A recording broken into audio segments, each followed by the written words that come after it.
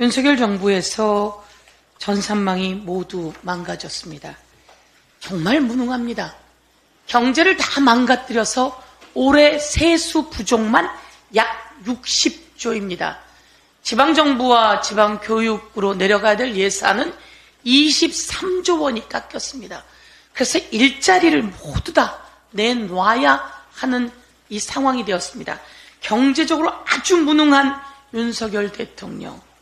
그리고 윤석열 대통령은 이번에는 행정 관련해서 전산망이 모두 다 망가졌습니다. 이상민 장관이 17일 날 대한민국의 디지털 정부를 홍보한다며 미국에 갔습니다.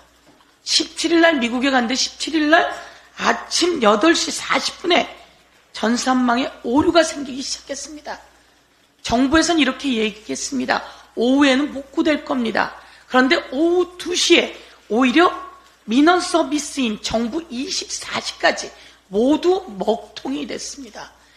대한민국은 세계 1위의 디지털 정부입니다. 2002년 노무현 대통령 시절 디지털 정부를 만들고 세계 1위의 디지털 정부를 자랑해 왔습니다.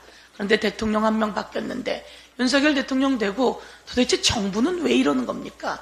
대통령 눈치 보느라 할 일을 안 하는 것인지 묻지 않을 수가 없습니다.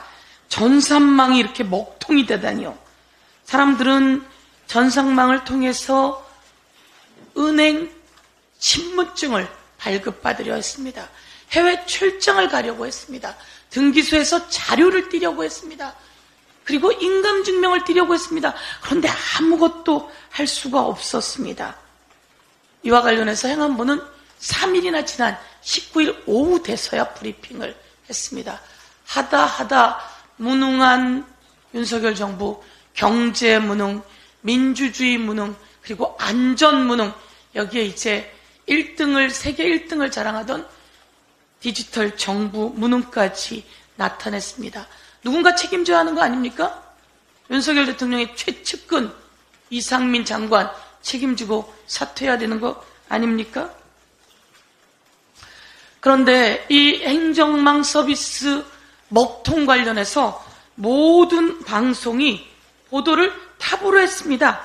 MBC가 전국이 발만 동동, 그리고 SBS도 전산망 마비에 민원 서류 중단, TV조선도, 그리고 MBN도, JTBC도 모두 국민이 발을 동동 불렀고 전산망이 마비됐다고 방송했습니다. 그런데 말이죠. 여기서 어디가 의문이 갈까요? 과연 KBS는 어떻게 보도했을까요? KBS의 탑은 에이펙 정상회담이었습니다. 에이펙에 간 윤석열 대통령 기시다 만났다고 그것을 탑으로 보도했습니다. 땡윤 KBS 반성하세요. 박민 사장 반성하세요. 어떻게 이렇게 보도를 할 수가 있죠? 그런데 윤석열 대통령은 바이든과 시진핑이 4시간 회담했습니다.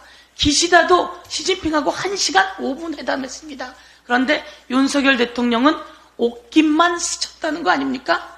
67초 회담이다. 64초 회담이다. 양쪽 나누면 한쪽이 30초. 시진핑이 니하오, 니치팔로마, 짜이지엔 통역하고 나면 뭐가 남겠습니까? 대한민국 경제가 이렇게 어려울 때 중국이 얼마나 중요한 경제 대상국인지 국민은 알고 있는데 대통령은 그 주변만 얼쩡거리다가 온 겁니까? 다시 한번 대통령은 호화 순방 예산 꾸려서 약 3배 정도의 출장 순방 예산을 만들었다고 하는데요. 국민은 허리띠를 졸라매면서 정말 고통스러운 때 민원 서류조차 발급할 수 없을 때 대통령은 67초 회담을 그게 보도할 내용입니까? 여기에 대해서 문제 제기하면서 경제 무능, 외교 무능, 그리고 디지털 정부 무능, 그리고 민주주의 무능, 그리고 안전 무능의 무능한 윤석열 정권 다시 돌아보길 바란다. 이렇게 이야기하겠습니다. 이상입니다.